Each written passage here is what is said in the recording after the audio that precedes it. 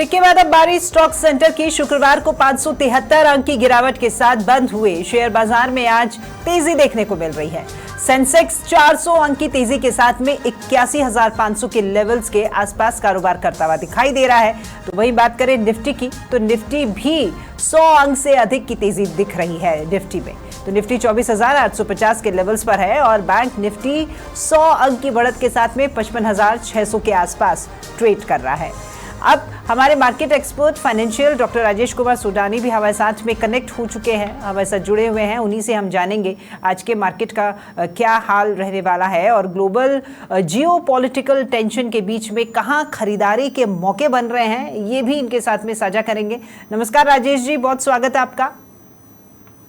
नमस्कार राखी जी, धन्यवाद राखी जी। राजेश जी, G7 शिखर सम्मेलन फिर से शुरू हो गया है और इस बार डोनाल्ड ट्रंप भी इसमें हिस्सा ले रहे हैं। पहले भी ट्रंप की मौजूदगी से कई बार बहस और विवाद बढ़े हैं और हर बार बढ़ते हैं। तो क्या इस बार उनकी इस वापसी से देशों के जो रिश्ते हैं, क्या उनमें सुधार आएगा या फिर तनाव और बढ़ जाएगा? क्या लगता है आपको? आज की तारीख में राखी जी, आप और हम मौसम के बारे में प्रेडिक्ट कर सकते हैं। साइंस टेक्नोलॉजी इतनी एडवांस हो गई, लेकिन ट्रम्प साहब के बारे में कोई प्रोटेक्ट नहीं कर सकते। उनको खुद को नहीं पता वो कब क्या बोलेंगे, सुबह क्या, दोपहर को क्या, शाम को क्या। होप फॉर द बेटरमेंट, बाकी क्या बोलेंगे नोबडी कैन से। तो उसके ऊपर कुछ भी आपको मेरा सोचना राखी जी बेकार है आज की तारीख में। अच्छा राजेश जी, ये ईरान और इजराइल के बीच में भी तनाव चल रहा है और इसको लेकर के आपकी क्या राय है कि शेयर बाजार में क्या अच्छी रिकवरी इससे देखने को मिलेगी या बाजार के ऊपर इसका कुछ असर दिखाई देगा? क्योंकि इस हफ्ते जो है वो निफ्टी के लिए कुछ लेवल्स हैं जिनके ऊपर नजर रखनी भी चाहिए सभी को।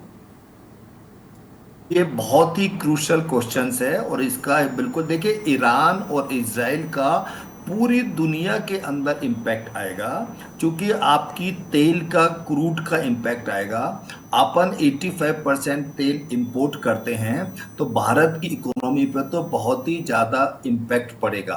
देखिए, अभी अगर 2-4-5 दिन में भी कुछ शांति हो जाती है तो इम्पैक्ट नहीं आएगा, बट अगर क्रूड 80, 85, 90 का भाव छू लेगा, जो ईरान और इजराइल के विवाद में छू सकता है, तो अपने पे काफी निगेटिव इम्पैक्ट आएगा।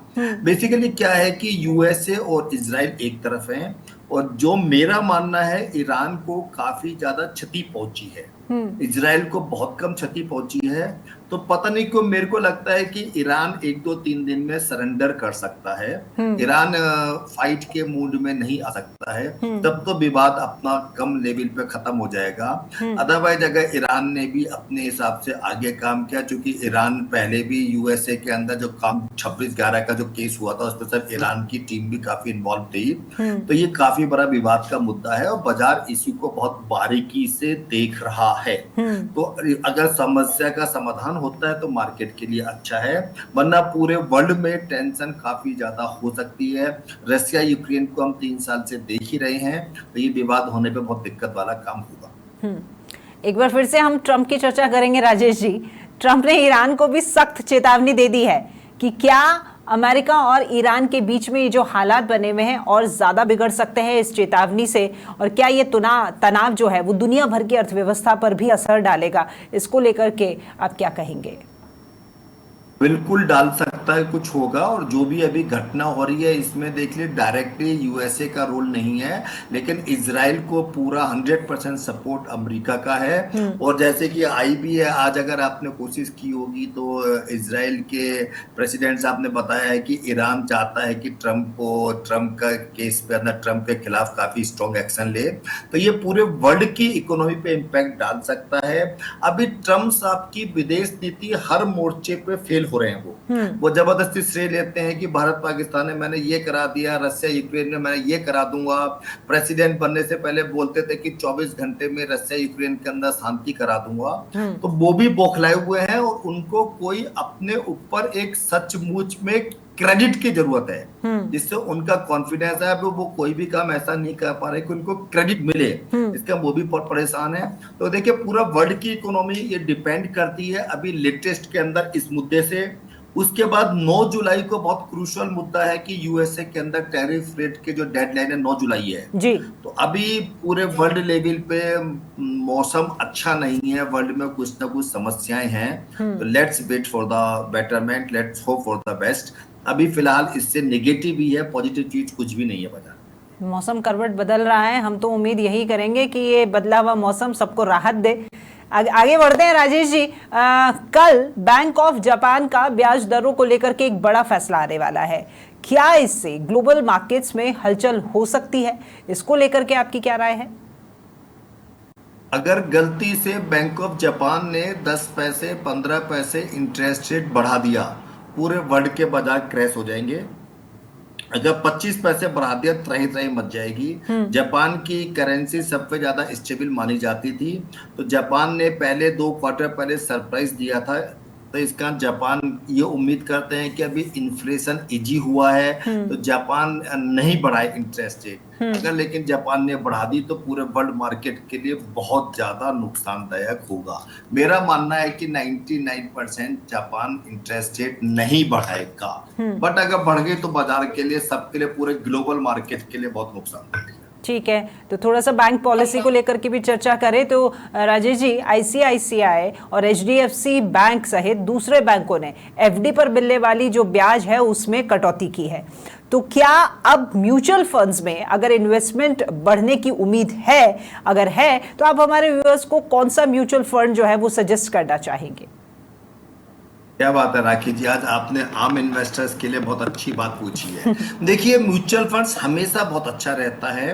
बैंक एफडी के ऊपर इंटरेस्ट रेट कम इसलिए करी गई क्योंकि 50 पैसे लोन की रेट्स कम हुई है, और एक बार भारत है ना इंटरेस्ट रेट के घटने की साइकिल की तरफ जा रहा है। पूरी दुनिया भी इन्फ्लेशन कम होने की उम्मीद करके बैठी है। म्यूचुअल फंड इन्वेस्टमेंट हमेशा इन्वेस्टर्स को बहुत अच्छे पैसे कमा के देता है। इसमें 2 कमियां हैं। म्यूचुअल फंड्स हमेशा लॉन्ग टर्म है। इन्वेस्टर जो भी इन्वेस्ट करे उसको मिनिमम 4 से 5 साल के लिए इन्वेस्ट करना चाहिए। सेकंड चीज, mutual fund investment always gold based होना चाहिए। आपका गोल क्या है, आपका टारगेट क्या है, बच्चों की एजुकेशन है, रिटायरमेंट है, मैरिज है। जितना लंबा समय होगा म्यूचुअल फंड्स के अंदर, उतने आपके डाउन साइड के चांस कम हो जाएंगे और रिटर्न हमेशा अच्छा आएगा। 7 से 8 साल की एसआईपी अगर किसी व्यक्ति की चलती है तो 99.99% कभी माइनस में नहीं आएगी, और कंजर्वेटिव 12 से 14% एनुअलाइज रिटर्न दे देगी। तो निवेशकों को यही मेरा सुझाव है कि वो अपनी प्लानिंग करें, गोल बनाएं, क्या गोल है उसके हिसाब से इन्वेस्टमेंट करें।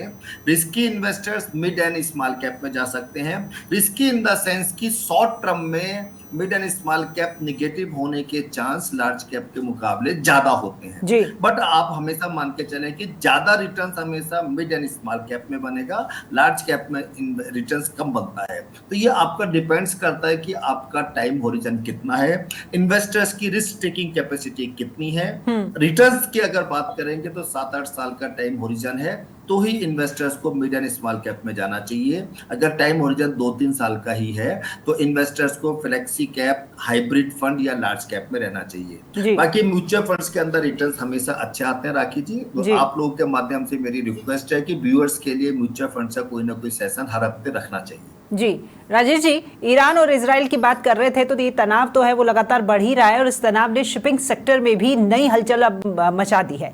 अब इसका सीधा असर जो है वो शिपिंग रूट्स पर पड़ेगा, समुद्री मालवाहक कंपनियों पर भी पड़ेगा।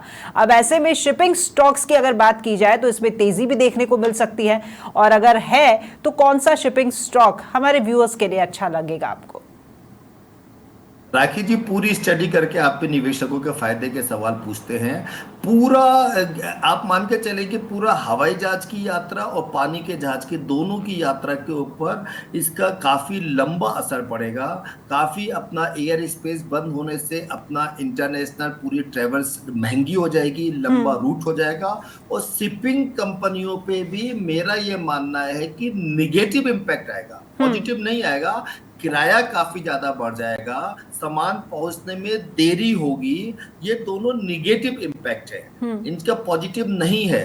तो एविएशन सेक्टर्स और शिपिंग कंपनीज में एक बार देख के काम करना चाहिए। ये अपना अगर ईरान का, क्योंकि अपने तेल वाहक जितने हुए हैं पानी के जहाज हैं, इन सब का रास्ता लंबा होने से टाइम भी ज्यादा लगेगा और खर्चा भी ज्यादा है। तो I am not bullish on aviation sectors, और एक बार ये जितनी शिपिंग कंपनीज हैं तो एटलीस्ट 2-4-5 दिन क्लियर पिक्चर होने का वेट करें। तो अभी इनमें कोई पॉजिटिव फायदा नहीं होगा, किराया बढ़ेगा तो उसके हिसाब से उनके कॉस्टिंग बढ़ जाएगी। ठीक है राजेश जी, अंतिम सवाल, दुनिया भर में इतने बड़े बड़े मुद्दे अभी फिलहाल चल रहे हैं, जैसे कि अभी जंग का खतरा भी है, ब्याज दरों का बदलना भी हुआ है और G7 की बातचीत चल ही रही है। तो अब ऐसे में आने वाले समय के लिए आपको कौन से ऐसे सेक्टर्स या स्टॉक हैं वो सबसे ज्यादा भरोसेमंद लग रहे हैं और जो मजबूत दिखाई दे रहे हैं, वो बताइएगा व्यूअर्स को।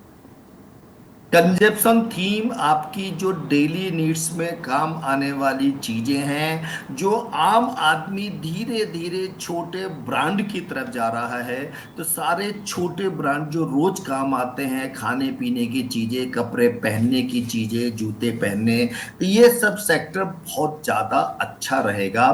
फार्मा, IT कभी तेजी आएगी कभी मंदी आएगी। अगर लॉन्ग टर्म आप बात करना चाहते हैं तो लॉन्ग टर्म में कंस्ट्रक्शन सेक्टर और कंजप्शन थीम, कंस्ट्रक्शन में तेजी आएगी और कंजप्शन थीम जो आपके हमारे रोज के काम की चीजें हैं उसके अंदर परमानेंट तेजी आएगी। ये दो चीजें अच्छी लगती है। ठीक है राजेश जी, बहुत शुक्रिया आपका हमारे साथ में जुड़ने के लिए और ये तमाम जानकारी हमारे व्यूअर्स के साथ में साझा करने के लिए। तो देखिए, कंजम्पशन के लिए बताया है राजेश जी ने, तो आप जब भी निवेश करें अभी तो थोड़ा सोच समझ कर और थोड़ा धैर्य के साथ में करें। तो स्टॉक सेंटर में फिलहाल इतना ही। नमस्कार।